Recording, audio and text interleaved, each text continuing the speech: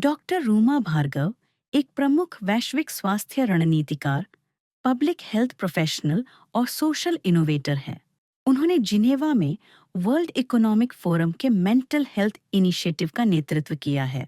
लगभग 20 वर्षों के अनुभव के साथ स्वास्थ्य नीति और डिजिटल हेल्थ के क्षेत्र में काम करते हुए डॉक्टर रूमा भार्गव का विश्वास है कि एक बेहतर समाज वही है जहां हर व्यक्ति को स्वास्थ्य, अधिकार और एक सुरक्षित भविष्य मिले।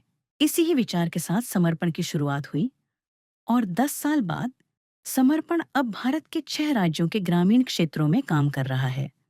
राजस्थान, मध्य प्रदेश, महाराष्ट्र, अरुणाचल प्रदेश, दिल्ली और उत्तराखंड। समर्पण द्वारा अब तक लगभग 1,35,000 बच्चों को अध्ययन किट्स, 30,000 से ज्यादा बच्चों को साफ पीने का पानी, 2,000 से ज्यादा बच्चों को स्वेटर, 35,000 से ज्यादा किशोरियों को सस्टेनेबल सैनिटरी पैड्स और 5,000 से अधिक महिला समूह को सोलर बिजली पैनल्स उपलब्ध करवाए हैं।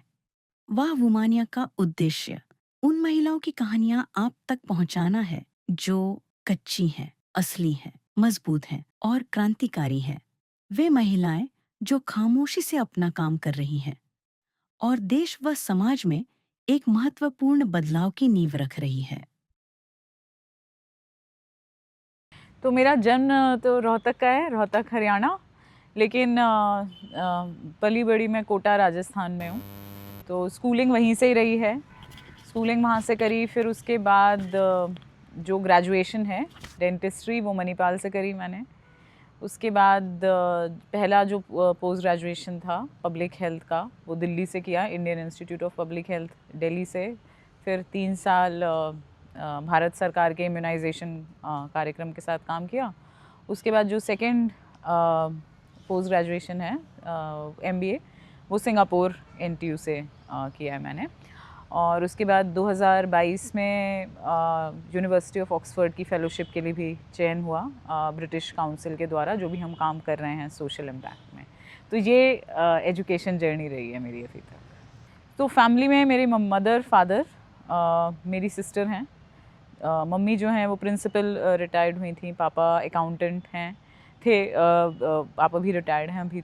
तो दोनों ये थे। मेरी सिस्टर जो हैं वो भी मतलब हम दोनों का ही डेंटल बैकग्राउंड रहा है, फिर वो सिविल सर्विसेज में चली गई तो अभी वो IRS ऑफिसर हैं।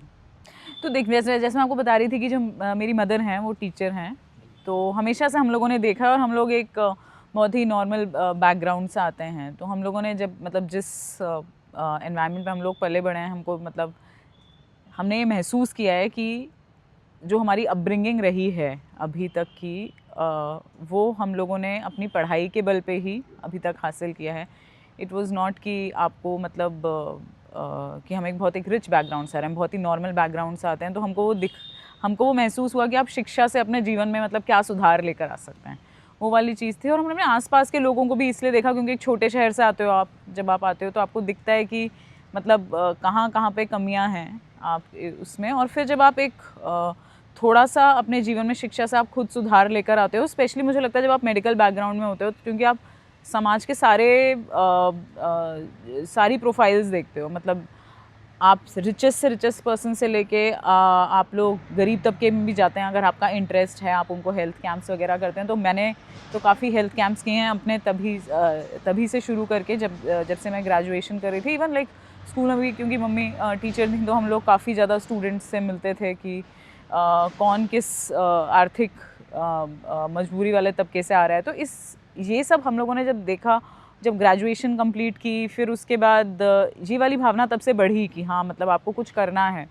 पर फिर जब हम लोग फुल टाइम जॉब में आए, मैं और मेरी सिस्टर, तो हम लोगों को लगा कि हम लोगों ने अपने लिए तो बहुत कुछ कर लिया, लेकिन हमारी एक जिम्मेदारी बनती है उन लोगों के लिए भी जो हम जिनके साथ पले बढ़े हैं और जो हमारे जैसे बच्चे हैं। क्योंकि हमको लगता है टैलेंट तो सब में एक ही बराबर है, वो सिर्फ आपको एक अपॉर्चुनिटी मिलने की बात होती है कि आपको सही टाइम पे अगर सही अपॉर्चुनिटी मिल जाए। तो हमें लगता था कि हम लोग अपने ही जैसे जो बच्चे पढ़ाई कर रहे हैं हम उनके लिए और क्या कर सकते हैं। तो इसीलिए जब हम लोग सेटल हुए अपने जॉब में, तो हमने कहा कि अब हमको बाकी बच्चों के लिए भी ये चीज़ करनी है और समाज में मतलब बच्चों के साथ ही शुरुआत करें, क्योंकि उन्हीं पे ही देश का भविष्य निर्भर है। तो इसीलिए फिर हम लोगों ने समर्पण की स्थापना करी आज से 10 साल पहले।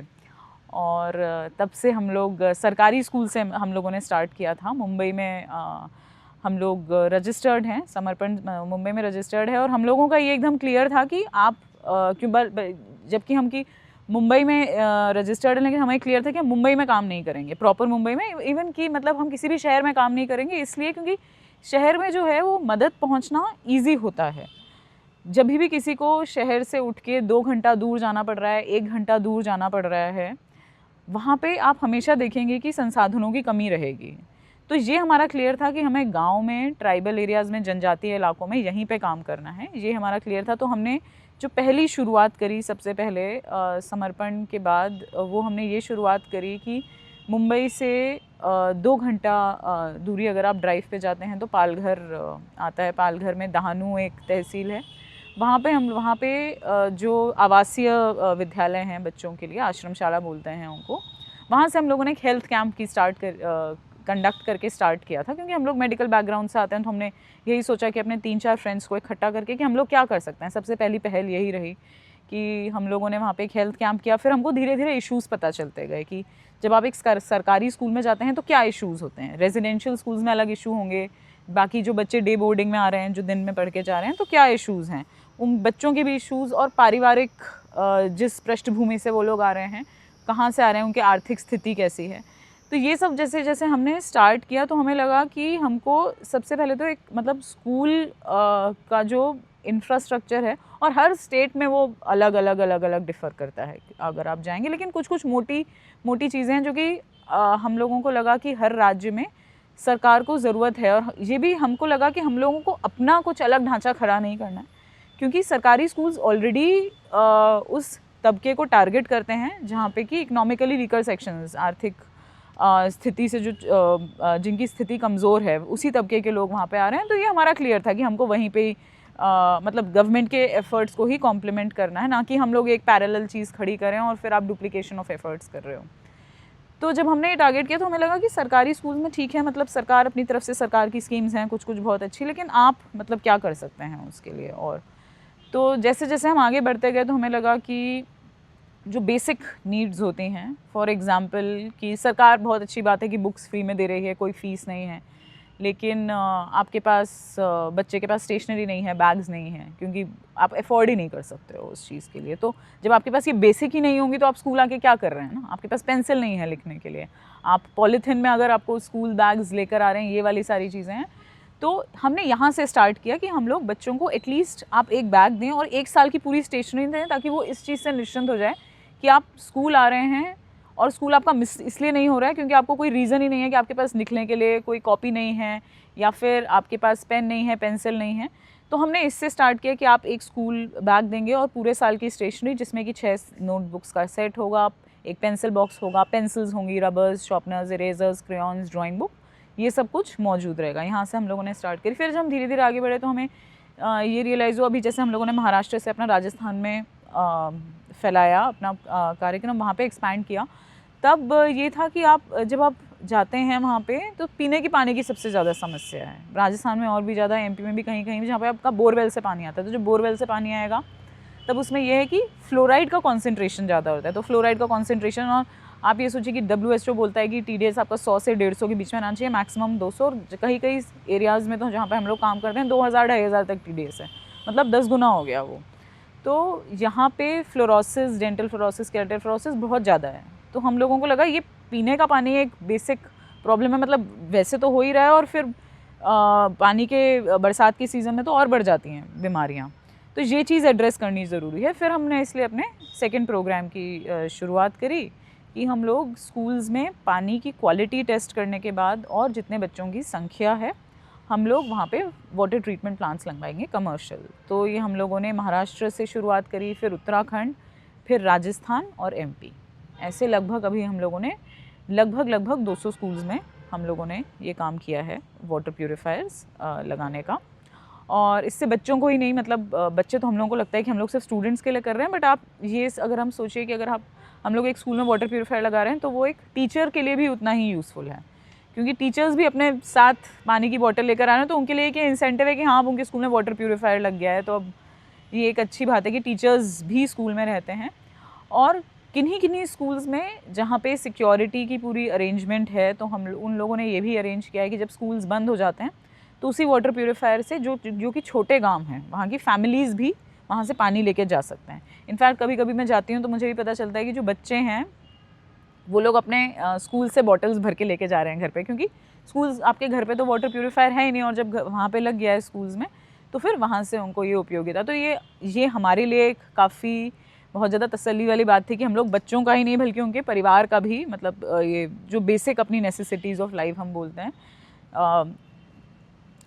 पानी, जो स्वच्छ पानी है वो हम लोगों को पहुंचा पा रहे हैं। तो ये हमारा सेकंड प्रोग्राम था। फिर उसके बाद हमने देखा कि मतलब लड़कियां, आपको गर्ल चाइल्ड को कैसे फोकस करना है, क्योंकि जब हमने स्टार्ट भी किया था अपना प्रोग्राम तभी भी यही था कि मतलब लड़कियां, जब आपके पीरियड स्टार्ट होते हैं, मेंस्ट्रुएशन, माहवारी जिसको हम बोलते हैं, तब उस टाइम पे लड़कियां नहीं आती हैं स्कूल्स। और ये डेटा भी अभी भी यही कहता है कि आप मतलब नहीं आती हैं। और उसके बाद जो भ्रांतियां हैं हमारे देश में, कि देश के कुछ हिस्सों में मैं बोलूँगी कि मतलब पूजा घर में नहीं जाना है, अशुद्ध हो जाते हैं, तो उसकी वजह से जो मानसिक तनाव होता है, और बेसिकली लड़कियों को एजुकेशन ही नहीं होती है कि आप मतलब मेंस्ट्रुएशन क्या है, कब शुरू हो रहा है, उनकी बॉडी में क्या चेंजेस आ रहे हैं। क्योंकि ये हम लोग भी उसी एनवायरनमेंट से आए हैं और ये हम लोगों ने भी अपने जीवन में देखा है। तो हमको लगा जब हम अपनी सोच बदल सकते हैं तो हम बाकी लड़कियों की सोच क्यों नहीं बदल सकते। तो हम लोगों ने वहाँ से स्टार्ट किया, बायोडिग्रेडेबल पैड्स के साथ स्टार्ट किया था हमने महाराष्ट्र में। उसके बाद हम लोगों ने अपना प्रोग्राम फोकस बढ़ाया और हमने सोचा कि अब हम लोग सस्टेनेबल मेंस्ट्रुअल हाइजीन में जाएंगे। सस्टेनेबल मेंस्ट्रुअल हाइजीन मतलब कि आप एनवायरनमेंट को भी ध्यान में रख रहे हैं। तब हमने स्टार्ट किया रीयूजेबल सैनिटरी पैड से, जिससे कि आप मल्टीफेसेटेड अप्रोच कहूँगी मैं, बहुउद्देशीय योजना हमारा प्रोग्राम जो है, कि सबसे पहले तो हम हेल्थ को टारगेट कर रहे हैं।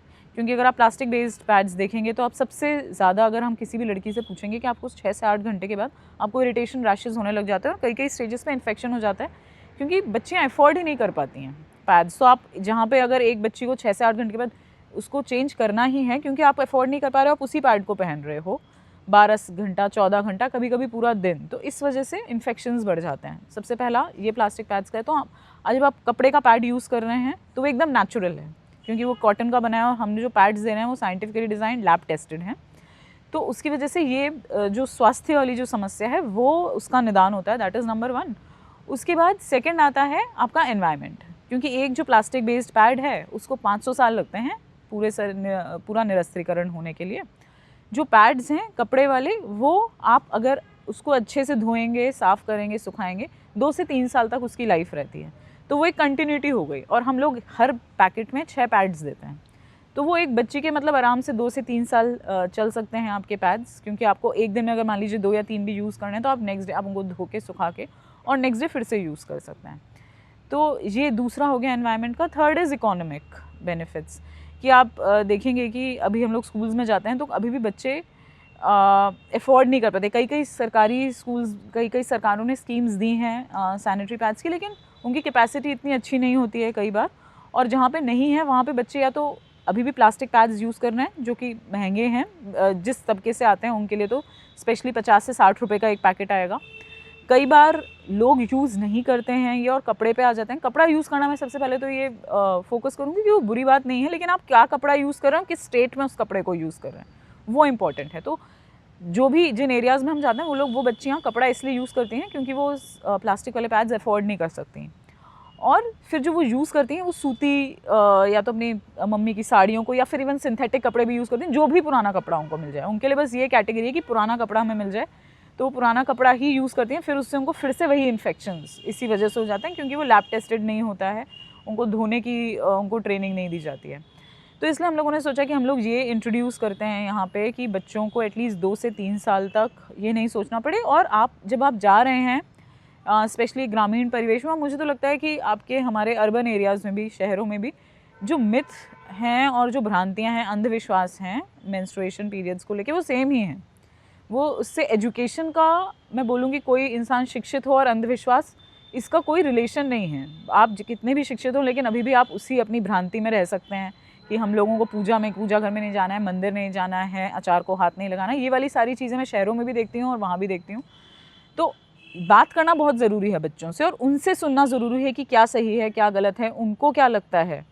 तो ये चीज़ हमने प्लान करी कि हम लोग ये करेंगे। और अभी हम लोग भारत पेट्रोलियम के माध्यम से, और पहले कॉनकॉर के माध्यम से हम लोग अभी तक लगभग 25,000 लड़कियां अभी तक, और आगे प्लान है अनदर 10 से 20,000 आगे वापस से आने वाले साल में उन लड़कियों को वापस से सरकारी स्कूलों में यही 6 सैनिटरी पैड्स देंगे। इसी के साथ साथ हम लोगों ने इंडिया में पहली बार, मतलब मैं बोलूँगी भारत में पहली बार, हमारी जो ऑर्गेनाइजेशन, हमने पीरियड अंडरवेयर्स इंट्रोड्यूस करे कंटेनर कॉरपोरेशन ऑफ इंडिया की मदद से, कॉनकॉर की मदद से। तो उसमें ये था कि कई बार जब हम लोग सैनिटरी पैड्स देते हैं तो कहीं कहीं वहाँ पे कई कई जगहों पे इतना ज़्यादा आपका ये टैबू रहता है इस चीज़ को लेकर, मेंस्ट्रुएशन को लेकर, कि आप पैड्स भी बाहर नहीं सुखा सकते हैं।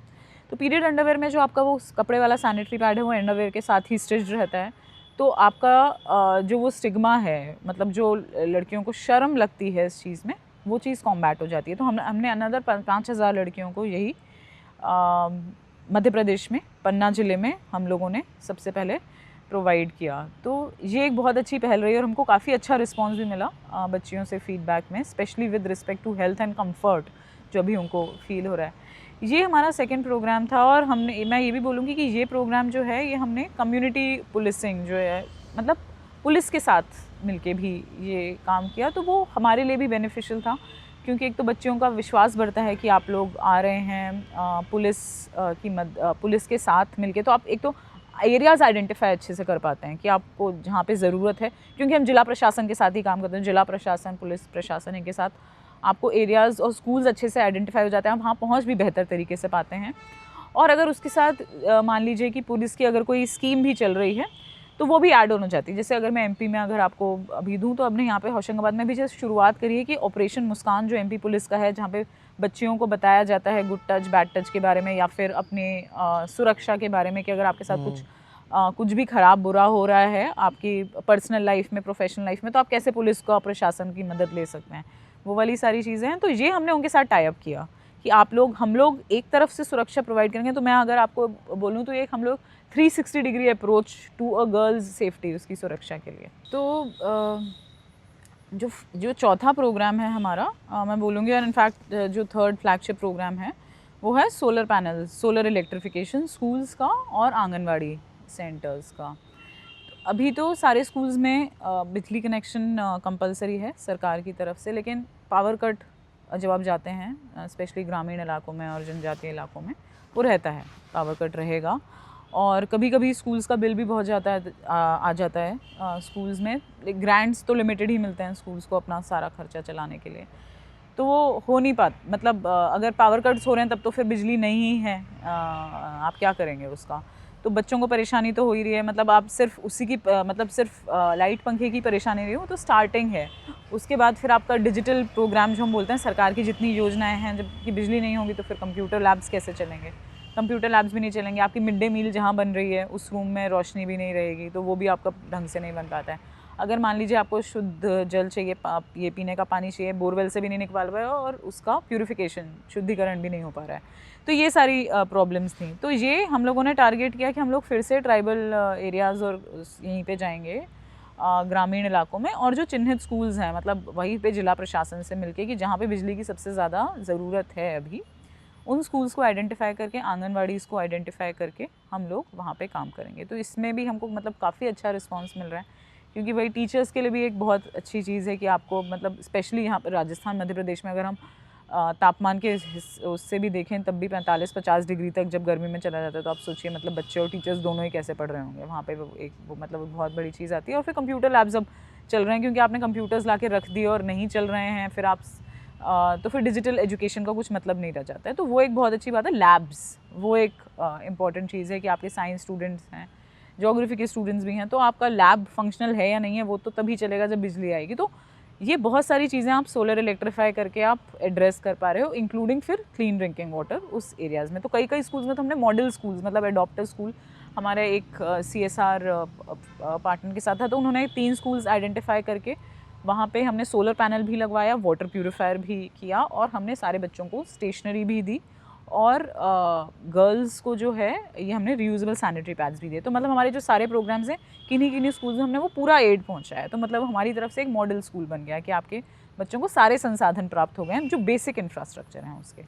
तो ये हमारे मेन प्रोग्राम्स हैं अभी तक समर्पण के। आगे चल के अभी और भी प्लान्स हैं, तो उसके बारे में बात करेंगे फिर आपसे। और आपने यूरोप में भी काम किया है? मैं अभी फुल टाइम काम कर रही थी वर्ल्ड इकोनॉमिक फोरम में। 5 साल काम किया है मैंने वर्ल्ड इकोनॉमिक फोरम में। तो इंडिया के साथ शुरुआत करी थी इंडिया का हेल्थ इनिशिएटिव लीड करके, जहाँ पे कि आप फोकस करते हो कि आपकी एआई और आईओटी इन इमर्जिंग टेक्नोलॉजीज़ के साथ आप कैसे हेल्थ केयर गैप एड्रेस कर सकते हो, मतलब कैसे बीमारियों का पता लगा सकते हो जल्दी, अर्ली डायग्नोसिस, डिटेक्शन। जो हमारे फ्रंट लाइन हेल्थ वर्कर्स हैं, आशा, एएनएम, आंगनवाड़ीज़ जो हैं, उनको आप कैसे ट्रेन कर सकते हो इन टेक्नोलॉजी का इस्तेमाल करने के लिए। और तीसरा, आप अपना जो डेटा है उसको आप कैसे डिजिटाइज़ कर सकते हो। तो इस पे मैंने काम किया। फिर उसके बाद मैं मेंटल हेल्थ वेलनेस ये काम लीड कर रही थी अभी यूरोप में। तो काफ़ी अच्छा एक्सपीरियंस रहा, क्योंकि आप ग्लोबली काम करते हैं तो आपका नज़रिया थोड़ा और बढ़ता है कि जबकि आप एक देश और एक तबके के लिए काम करें। देखिए, काम बहुत डिफरेंट रहता है। मतलब मैं ये नहीं बोलूँगी कि कोई अच्छा है या कोई बुरा है या कोई बेहतर है। सिर्फ आपका जो जिस तरीके का आप काम कर रहे हैं, अगर आप ग्लोबली काम करेंगे और किस ऑर्गेनाइजेशन में काम कर रहे हैं, वो भी बहुत डिफ़र करता है। जैसे कि मैं जिनीवा में थी, वहाँ पे मोस्टली पॉलिसी का काम होता है। तो आप वहाँ से देखेंगे कि, और जो मेरा काम था उसमें मोस्टली ये था कि आप कितना एडवोकेट भी कर पा रहे हैं किसी भी हेल्थ इशू के लिए।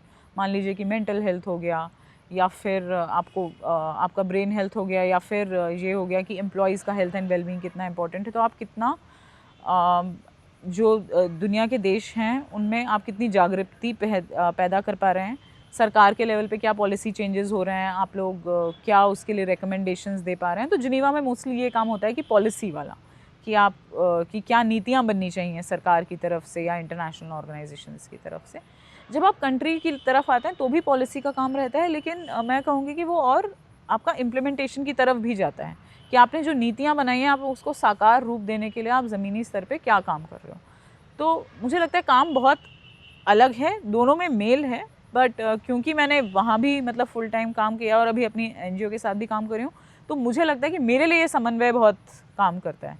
कि आप जो चीज़ बना रहे हो, जब तक आप उसको ग्राउंड में इम्प्लीमेंट नहीं करके देखोगे, तो उन नीतियों को आप टेस्ट नहीं कर पाओगे कि वो सही आपने बनाई हैं कि गलत बनाई हैं, क्या आपको उसमें खामियां दिखी, क्या अच्छा काम कर रहा है। तो ये भी एक मेरे लिए एक बहुत ही मतलब पर्सनली अगर मैं सोचूं तो मतलब पर्सनली तो आपको ग्राउंड लेवल पे बहुत अच्छा लगता है काम करके, आपको तसल्ली मिलती है कि आपने किसी का जीवन बेहतर बनाया। लेकिन प्रोफेशनली आपको बहुत कुछ सीखने को भी मिलता है कि जो आप ग्लोबल लेवल पे आप जो बात कर रहे हैं किसी से, उसके पीछे आपका खुद का कितना फील्ड का एक्सपीरियंस है। क्योंकि सिर्फ आपको प्रेजेंटेशन और रिपोर्ट्स नहीं बनानी है, आपकी वो ज़मीनी हकीकत उनमें कितनी है, वो आपका एक्सपीरियंस उसमें बोल रहा है या नहीं। तो मुझे लगता है ये वाली चीज़ है। तो मेरे लिए तो दोनों ही एक्सपीरियंस इंपॉर्टेंट हैं, अलग हैं बट दोनों ज़रूरी हैं। नहीं, मैं ऐसा नहीं कहूँगी कि, क्योंकि जैसे मैंने आपको बताया काम बहुत अलग है ना। यहाँ पे अगर मैं अपनी एनजीओ के साथ काम कर रही हूँ तो पूरा इम्प्लीमेंटेशन का काम है, तो आपको वो एकदम अलग हो जाता है कि अगर आप पॉलिसी लेवल पे काम करें, पॉलिसी उसके अलग चैलेंजेस हैं कि अगर आप ग्लोबली काम कर रहे हैं। लेकिन अगर आप इंडिया की पॉलिसी के लिए भी काम करें तो चैलेंजेस अलग होते हैं। तो मैं ये नहीं बोलूँगी कि वहाँ पे चैलेंजेस नहीं हैं और इंडिया में चैलेंजेस बहुत ज़्यादा हैं। काम एकदम डिफरेंट होता है, मतलब आप पॉलिसी लेवल का काम इंडिया में भी कर सकते हैं। बट ये वाली चीज़ है कि आप उसको आप जो भी आप प्रोग्राम बना रहे हैं, जो भी आप हेल्थ या फिर मैं बोलूँ हेल्थ एजुकेशन, किसी भी डेवलपमेंट वर्टिकल का आप जो भी प्रोग्राम बना रहे हैं, आप उसको कितनी सजगता और कितने एक्यूरेटली आप जिस कम्युनिटी के लिए काम कर रहे हैं आप उनके साथ मिलके बना रहे हैं, मुझे लगता है उसमें डिफरेंस आता है। क्योंकि कई बार मैंने देखा है कि इनफैक्ट आप जब ग्लोबली काम करते हैं तो वो डिस्कनेक्ट आ जाता है कि आप जिनके लिए भी काम कर रहे हैं, मान लीजिए आप बैठे हैं किसी भी ऑर्गेनाइजेशन के हेडक्वार्टर में और वो मान लीजिए अफ्रीका में काम कर रही है, एशिया में काम कर रही है, कहीं और काम कर रही है, लेकिन अगर आपको उस रीजन का एक्सपीरियंस ही नहीं है, अगर आपने वहाँ जाके उन लोगों से बात भी नहीं करी, तो सिर्फ आप अपने नज़रिए से बनाते हैं, जो कि कई बार बहुत बार ऐसा होता है। तो फिर वहाँ पे आपको दिखता है कि प्रोग्राम फेलियर की शुरुआत वहाँ से होती है, क्योंकि आपने उन लोगों से पूछा ही नहीं जो लोग उस समस्या से जूझ रहे हैं। आप जाके सिर्फ हफ्ता 10 दिन वहाँ पे बिता के आते हैं, आप लोग उनकी फीडबैक नहीं लेते हैं। अगर आप छोटा सा सर्वे कर लें तो फिर प्रॉब्लम्स वहाँ से स्टार्ट हो जाती हैं, जो कि मुझे लगता है कि शायद अगर आप कंट्री लेवल पे करते हैं, अगर आप लोकली वो काम करते हैं तो वो प्रॉब्लम्स थोड़ी कम होती हैं, क्योंकि आपको वहाँ का, आप उस रीजन में पले बड़े हो, आपको उसका एहसास है कि वहाँ की क्या प्रॉब्लम्स हैं और क्या वहाँ के लिए बेहतर काम कर सकता है। और अगर आप लोकली लोगों को एम्प्लॉय करो तो मैं बोलूँगी ऐसा नहीं है कि बाहर एक बहुत अच्छी दिनों में, मुझे लगता है कि शायद हमारा जो देश, हमारे में ये मिसकंसेप्शन और भ्रांति भी है कि हमें लगता है कि हमारे देश में बहुत सारी समस्याएं हैं और बाहर नहीं है। वो सिर्फ एक देखने का नज़रिया है। आप जो काम हम लोग करते हैं उसके लिए क्या बेहतर है, मुझे लगता है कि वो आप खुद लोकली ही सोच सकते हैं। उसको आप किसी बाहर वाले को आपको बताने की ज़रूरत नहीं है कि आपके लिए क्या अच्छा है, क्या सही है। हमारे देश में उतने ही इनफैक्ट मैं तो बोलूँगी, मुझे बाहर जाके ये ज़्यादा यकीन होता है कि शायद हमारे से बेहतर जो टैलेंट है वो मुझे और किसी जगह पे नहीं दिखता है। तो हमारे अंदर तो उतनी टैलेंट है हमारे अंदर। हमारे देश में यंग लोग भी हैं, अभी तो हम लोग सबसे ज़्यादा युवा देश हैं, रिचेस्ट डेमोग्राफिक डिविडेंड जिसे हम बोलते हैं। तो मुझे लगता है कि हमारे पास सारी वो चीज़ें मौजूद हैं। बस जो कभी कभी प्रॉब्लम आती है वो होती है एग्जीक्यूशन लेवल पे, कि हम लोग वहाँ पे फॉल्टर आउट कर जाते हैं, समन्वय नहीं रहता है बीच की एजेंसीज़ का। But I think we have all the resources India में, all the resources, all the talent, all the will to do the change. थोड़ी बहुत जो हमारे गैप्स हैं, बस हमको वो एड्रेस करने की ज़रूरत है, both like on the part of this citizens, governments, मतलब दोनों को ही साथ में लेके। ये नहीं है कि आप मतलब सिटीजन्स गवर्नमेंट पे डाल दें, सिटीजन्स की भी इक्वल रिस्पॉन्सिबिलिटी है, मैं ये बोलूँगी। तो आपने जिसमें आपके पहले वाले सवाल के साथ शुरू करूँगी कि हम लोग तो, मैं तो जब भी जाती हूँ गांव में, तो मतलब कुछ ना कोई एक तबके का, अगर हम बेसिक चीज़ों से स्टार्ट करें तो शायद अगर हम अपना स्टेशनरी और स्कूल बैग्स का, इनफैक्ट हम लोग तो स्वेटर्स भी देते हैं बच्चों को सर्दियों में, तो जब आप जाएंगे तब आप देखेंगे कई स्कूल्स में मैंने देखा है कि बच्चों के लिए वो पहला स्वेटर होता है और शायद कुछ सालों के लिए आखिरी स्वेटर भी, क्योंकि उन्होंने आज तक स्वेटर ही नहीं देखा है कि क्या होता है। तो जब आप जाते हैं तो आपको ये रियलाइज़ होता है कि आप मतलब एक छोटी सी चीज़ है, उसी से आप कितनी बड़ी मदद कर रहे हो बच्चों की। जब आप जाते हैं, कई स्कूल्स तो इतने गरीब हैं कि वहाँ पे मतलब बच्चों ने मतलब ना उन्होंने पेंसिल देखी है आज तक, ना उन्होंने कभी, स्कूल बैग तो आप बहुत बड़ी चीज़ हो गई, क्रेयॉन्स मतलब उन्होंने देखे हैं बट उनको पता नहीं है। तो जब वो ऐसी छोटी छोटी चीज़ें आप जब उनको देते हैं लाइफ में, तो आपको लगता है कि मतलब आप उनकी लाइफ में थोड़ी टाइम के लिए, मतलब वो एटलीस्ट किसी माध्यम से आप खुशी ला पा रहे हैं और एक साधन बन पा रहे हैं उनके जीवन को बेहतर बनाने का। तो ये बहुत छोटी चीज़ें हैं जब आप किसी को आप देते हो, जब आपको फील होता है कि हाँ इनके पास ये अभी तक नहीं थी और शायद कुछ टाइम तक वो उनके जीवन में होती भी नहीं अगर आप नहीं लेकर आते एक स्कूल बैग या फिर एक स्वेटर। हम लोगों के लिए, क्योंकि हम लोग सक्षम हैं, तो हम लोग इस चीज़ को अप्रिशिएट भी नहीं करते अपने जीवन में कि ये किसी के लिए बहुत बड़ी चीज़ हो सकती है। लेकिन जब आप ज़मीन पे जाते हो, जब आप लोगों को देखते हो कि उनके पास कितने संसाधनों की कमी है, तब आपको लगता है कि जो आप लोगों के, जो हमारे लिए एक बहुत ही मामूली चीज़ है, वो उनके लिए बहुत बड़ी हो सकती है। मतलब मुझे आज भी याद है कि हम लोगों ने एक बार 15 अगस्त पे एमपी में ही हरदा में काम किया था। तब हम लोगों ने 75वीं जब वर्षगांठ थी भारत की इसकी स्वतंत्रता दिवस की, तब हम लोगों ने 750 बच्चों को दिया था स्टेशनरी, स्कूल बैग्स और 75 आंगनबाड़ी को वाटर प्यूरीफायर भी दिया था। तो हमें ये लगता है कि, और जब हम लोगों ने दिया तो हमारे साथ क्रू जो गया था, हम लोगों ने जिस फोटोग्राफर को हायर किया था, तो मुझे लगता है कि सबसे बड़ा काम ये होता है कि एनजीओ में आप किसके जीवन को आप कैसे इंस्पायर कर पा रहे हो, आप अपनी प्रेरणा को कैसे कर पा रहे हो। क्योंकि एक तो चीज़ है कि आप अपने तक ही रखें, लेकिन आपके काम से कोई प्रेरित होकर कैसे उस काम को आगे बढ़ा रहा है, तब वही मुझे लगता है कि आपके जीवन का सबसे बड़ा एक टेस्ट होता है और वही एक मार्कर होता है कि आप कितना सफल काम कर रहे हो। तो मुझे आज भी याद है कि हम लोगों ने जो फोटोग्राफर को हायर किया था, फिर नेक्स्ट डे मतलब वो इतना इंस्पायर हो गए कि उन्होंने अपने गांव में जाके सेम चीज़ रिपीट की कि मैम मैं भी ये करना चाहती हूँ अपने ही स्तर पे। तो ये बहुत छोटी चीज़ें हैं। फिर मैं आपको दूसरा कोविड का एग्जांपल दूंगी कि मतलब वो तो हमारे लिए बहुत ही एक मार्मिक टाइम, जो मैं बोलूँ आपको, हम सब लोगों ने देखा है। लेकिन क्योंकि हम लोगों ने और ज़मीन पे तब काम किया था, 8 शहरों में हम लोग काम कर रहे थे खाना देने का। हम लोगों ने स्टार्ट बॉम्बे के साथ किया था, बीएमसी के साथ और मुंबई पुलिस के साथ हम लोग काम कर रहे थे, क्योंकि लॉकडाउन है तो आप वैसे भी नहीं जा सकते हैं। तो आप क्या करेंगे, आप रिसोर्सेज लाएंगे, आप राशन प्रोक्योर करेंगे। तब हम लोगों ने काफ़ी सारे मतलब बहुत सारे गवर्नमेंट ऑफिसर्स भी ऑन बोर्ड आए थे उस टाइम पे, उन लोगों ने भी अपनी सर्विसेज दी थी। और मुझे याद है कि हम लोगों ने जब ये कैंपेन चलाया था कि हम लोग राशन देंगे और खाना भी देंगे, तो हम लोगों ने अपना सोशल मीडिया पे जब हमने डालना स्टार्ट किया, तो मुझे याद है कि मैं तब सिंगापुर में थी, बट मैं वहाँ से सोशल मीडिया और ये मैनेजमेंट वगैरह सब मैनेज कर रही थी। तो हमारा एक मैसेज आया था मेरे पास फेसबुक पे कि कृपया हमारी मदद करिए। तब हम लोग मतलब आप, क्योंकि सोशल मीडिया पे आपको चेक करना बहुत ज़रूरी होता है कि आप कि ऑथेंटिक मैसेज है या नहीं है, क्योंकि आजकल फ्रॉड और स्कैम सब जगह रहते हैं। तो हम लोगों ने जब नंबर दिया उन्होंने, तो हमने जब उनको कॉल किया तो हमें ये पता चला कि क्योंकि आप पूरे देश में ही वही था, क्योंकि बहुत कम समय में लॉकडाउन लग गया था और मोस्टली दिहाड़ी मजदूरी वाले लोग थे। तो उन्होंने बोला कि वो लोग 2 दिन से सिर्फ बिस्किट्स ही थे उनके पास, 2 पैकेट। बिहार के लोग थे और क्योंकि आप डेली मजदूरी पे काम करते हैं तो आपके पास किचन भी नहीं है, आप तो बाहर जाके ही खा रहे हैं, और अब तो लॉकडाउन लग गया तो आप बाहर जाके भी नहीं खा सकते हैं। तो वो लोग सिर्फ 2 दिन से सिर्फ बिस्किट्स पे ही ज़िंदा थे, वो भी 2 पैकेट, और 4 लोग। और उनके पास सिर्फ उनका जो मोबाइल फ़ोन था वो सबसे महंगा, क्योंकि लोगों के पास सबसे महंगा वही चीज़ होती है, वो भी उन्होंने बेच दिया था। तो अब उनके पास कुछ नहीं था खाने के लिए। तो हमने उन लोगों से नंबर पूछा और हमने बोला कि ठीक है, हम पुलिस के माध्यम से आप तक एड पहुंचाएंगे। 45 मिनट तक फ़ोन नहीं जब उनका आया तो उन्होंने बोला था कि हम आपको कॉल करके बताते हैं हमारी लोकेशन। फिर वापस से जब हमने कॉल किया तो उन्होंने बोला कि मैडम हमारा तो फ़ोन ही टूट गया था, सिर्फ एक ही फ़ोन से आपको हम लोग कॉल कर रहे थे और हम आपका नंबर नहीं देख पाए क्योंकि स्क्रीन टूट गई थी।